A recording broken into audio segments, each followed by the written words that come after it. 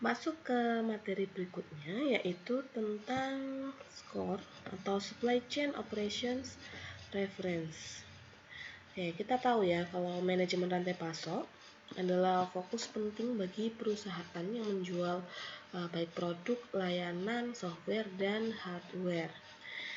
Rantai pasok itu kan mencakup semua yang terlibat dalam aliran barang dari bisnis ke pelanggan, ke klien, atau ke bisnis lainnya, sehingga rantai pasok itu perlu dievaluasi secara rutin supaya tetap efisien dan produktif untuk bisnis.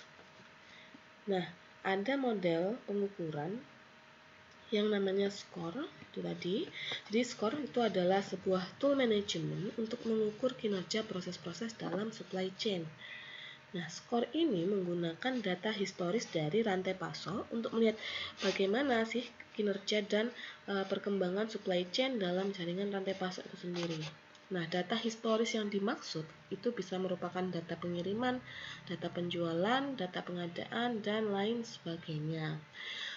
Dengan menggunakan model SCORE itu bisnis bisa menilai seberapa maju atau matang proses rantai pasok dan seberapa baik itu selaras dengan tujuan bisnis yang sudah ditentukan.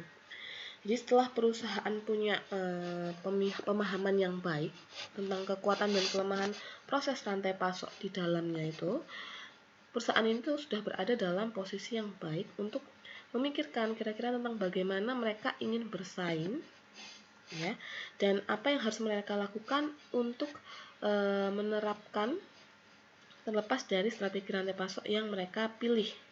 Intinya, metode SCORE ini membantu perusahaan itu membuat desain proses rantai pasok yang baru, kemudian mengasumsikan bahwa masing-masing perusahaan akan menentukan cara perubahan tersebut.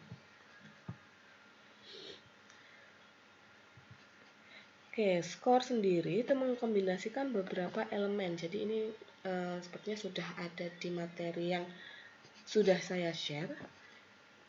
Jadi SCORE itu mengkombinasikan beberapa elemen, yaitu business process reengineering, benchmarking, dan best practice kepada suatu rangka.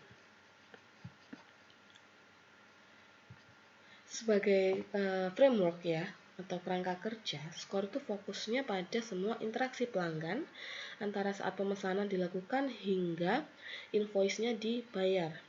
Proses yang didefinisikan dalam SCORE ini disediakan sebagai contoh dari apa yang biasanya terjadi di dalam manajemen rantai pasok.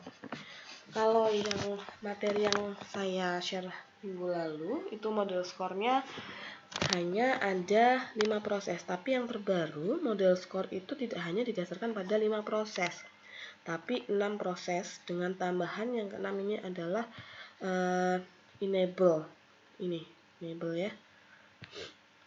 Jadi enable ini termasuk proses yang terkait dengan manajemen rantai pasok seperti aturan bisnisnya, kemudian kinerja fasilitas, bisa fasilitas pabrik atau gudang, kemudian sumber daya data, kontrak, kepatuhan, dan manajemen resiko supply chain.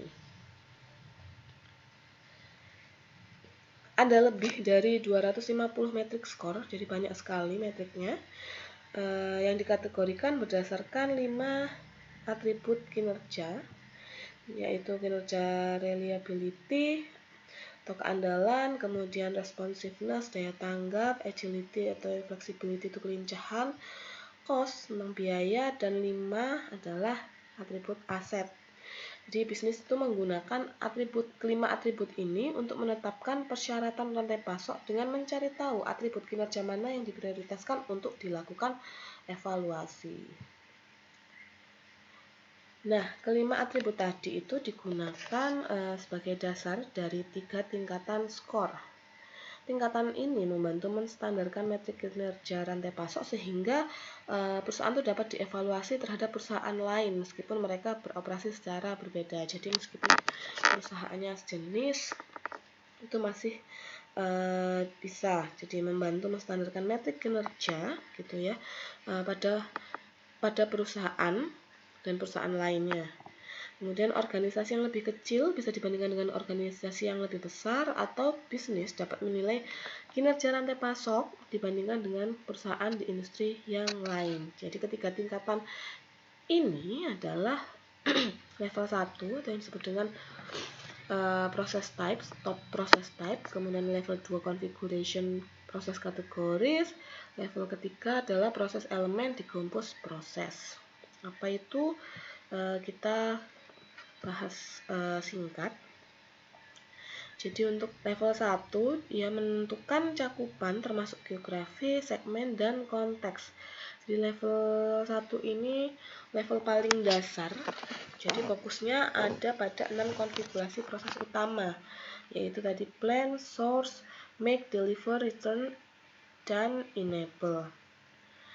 Kemudian level 2 ini bisa dikatakan sebagai konfigurasi rantai pasok. Jadi termasuk geografi, segmen, dan produk. Tingkat ini mencakup kategori subtipe yang termasuk dalam kategori induk yang ditemukan di tingkat 1. Jadi untuk level 2 ini dia lebih detail atau lebih rinci dibandingkan dengan tingkat 1. Sedangkan level yang ketiga ini adalah level informasi elemen proses terperinci untuk setiap kategori proses tingkat 2 disajikan. Jadi lebih rinci lagi dari tingkat 2 atau level 2.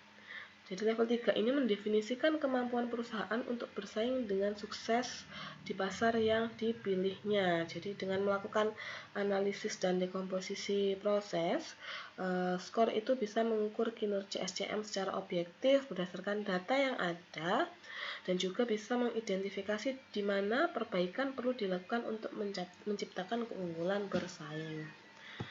Nah, ini adalah contoh dari metrik skor. Jadi kita lihat misalkan ini ada reliability, responsiveness, dan agility, di mana masing-masing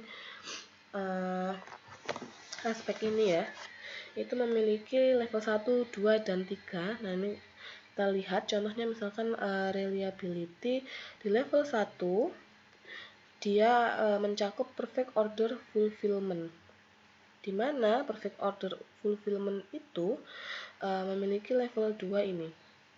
Percentage of orders delivered in full, kemudian delivery, performance to customer commit date, documentation accuracy, perfect condition. Nah, masing-masing di level 2 ini dia dirincikan atau didetailkan pada level ketiga. Misalkan di level 2 ini tadi adalah percentage of orders delivered in full.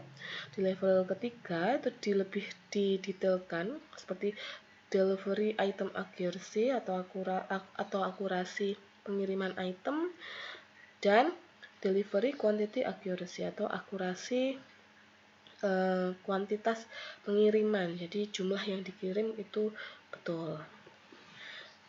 Dan sama seperti yang lain, tapi kalau kita lihat untuk yang aspek agility ini ya, dia hanya sampai di tingkat 2 saja. Jadi matriks pengukurannya tidak sampai di level ketiga seperti itu.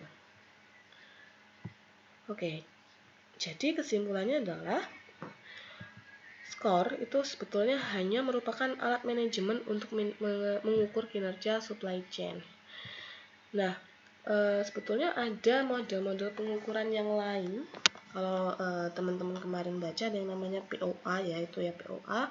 Kemudian ada lagi yang namanya BSC atau Balance Scorecard, dan masih banyak lagi. Gitu. Jadi tidak hanya skor yang bisa digunakan untuk mengukur kinerja supply chain. Sehingga model pengukuran kinerja supply chain itu disesuaikan dengan ketersediaan data dan kebutuhan perusahaan itu sendiri. Jadi tidak mutlak harus menggunakan skor.